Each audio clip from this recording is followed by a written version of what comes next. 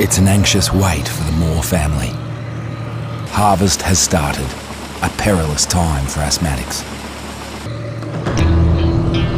There's David ploughing that wheat. Very nervous as to how the Carlo will go, and I'll just put you onto Carlo. Are you excited? Yes. What's going on? I'm looking at the harvester. And who's in the harvester? It's David. And what's he doing to the wheat?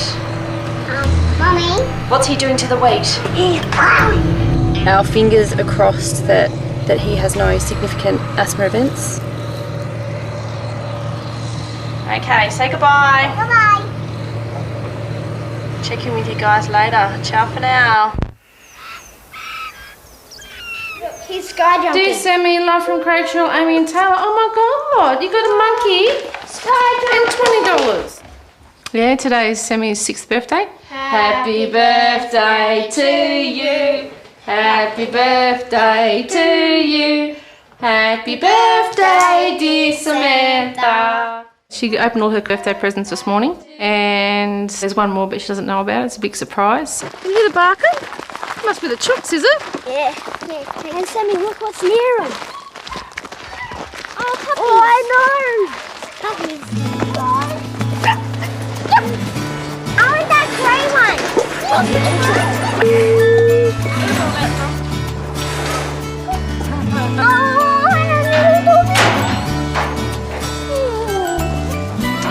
What are you going to call her?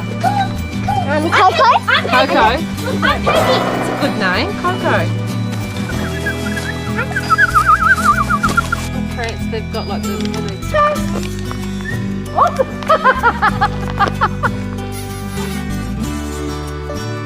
Oh, that's beautiful. You very happy?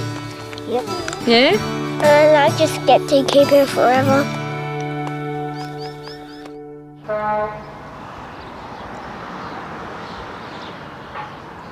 It is a good night. How do you like that? Folk in the bush have hearty appetites. Good news for the pub's busy kitchen. Business is good. We've got a few bookings for tonight. We've got 60 in next Saturday night for a spit roast. Jo Gallen's been sharing her kitchen with Kylie Gurkha, who cooks up Thai 2 nights a week. That's my really good night you've got. This one? It's the best night here. Kylie's Thai has proved a surprise hit amongst the locals, and there's competition brewing between the two cooks. But don't think she's getting any more days. No. But then something happens that changes the game plan.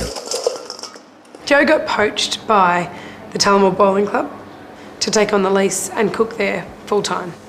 I definitely didn't want to lose her, so I said to her that night, if we could match what they're offering, would you stay? And she said yes. We get free lease, free gas, free electricity, and we get our own staff in now, whereas the pub doesn't have to worry about the kitchen at all. But that means the onus is now solely on Jo for the kitchen to make money. There's no use having stuff that's cost the pub to have it. And the Thai wasn't covering. Too expensive for what it was costing, for what we were bringing in, wasn't covering itself. So Jo has decided that Thai is off the menu. I went to go to work on a Monday morning, and Danielle basically pulled me aside and told me, and at first before I processed it I was sort of like, oh, I can maybe go somewhere else and cook, but then when I sort of went over it in my head, I was a bit cranky with what, between the two of them and what they'd schemed up. Just felt like we'd been stabbed in the back. Well, we're between a rock and a hard place, really. It was a business decision at the end of the day, and it was absolutely nothing to do with Kylie, with her work or with her food. She was going really well. Here's my new girl. Now I can employ Andrew, and he gets work every day now and a full-time job out of it. So that puts us both into employment, helping the community as well. I wouldn't do that to another tree changer. We all should be looking after each other's backs, you know, like sharing the work around. Well, now financially we're back to square one almost, because that was just getting us a bit of a boost up, and now we don't have it.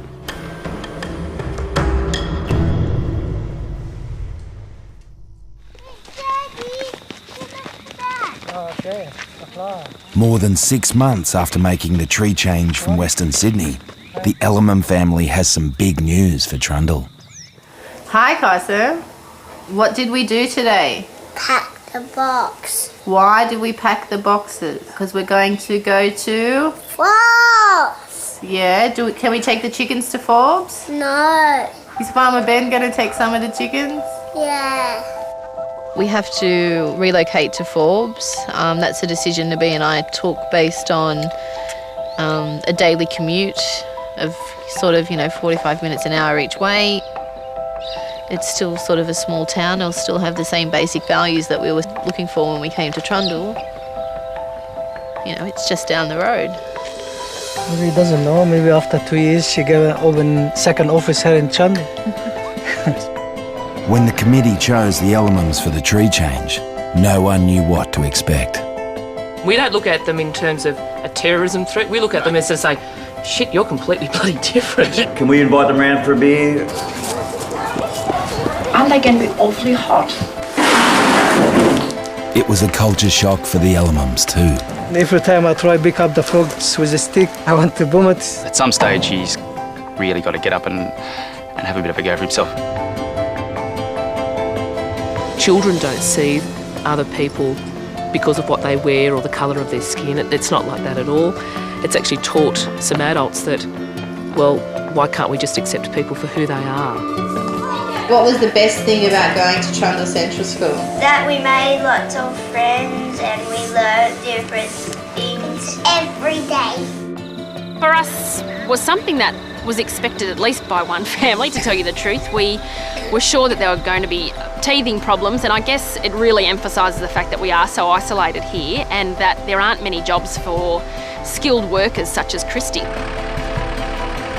I think I'm not going to close the door here because still I come in here and see Ben about business because I like dealing with sheep and stuff like this.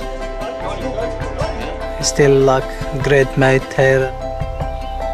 I really think that this is the place that we got back to being a family and we all got back in touch with each other, and we might lose touch with the building, but I don't think we'll ever lose touch with the experience. But it's a real loss for landlord Ben. I was really worried they were going to end up packing up and going back to Sydney, which would have been terrible. I would have been so disappointed for them because for all their efforts would have been in vain. Terribly sorry to be losing them, and because they're just fantastic people. I really, really enjoy their company, and I was very lucky to get them. And there's time for one last supper. There you go, man. God, you're a legend. Thanks. That's fantastic. It's hot, man. You didn't have to do that. That's unreal. Who cooked it? You or Christy? Me. Yeah? Oh. That's fantastic, mate. I'll tell you what, for this, you can have 2 weeks off rent.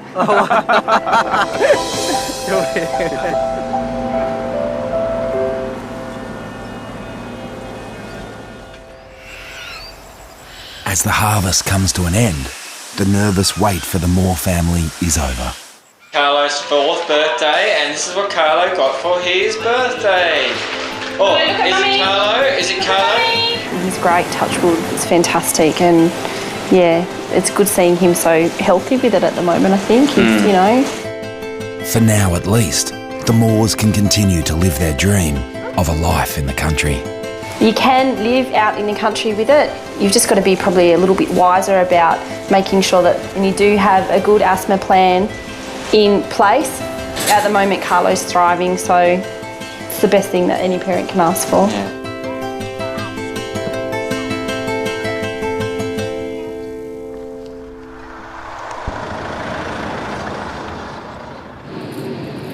If those people are gone, can you just check that? Joe and Andrew have been known around town as the Gallons since they arrived. And with Joe now 6 months pregnant, they've decided to make it official. Andrew and I are thinking about getting married in the next few months. We're just contemplating on what date will suit for the town and for us and the environment around us and when we can do it. I think it's like 30 days before you have to register to get married. So hopefully within the next couple of weeks we should have a date.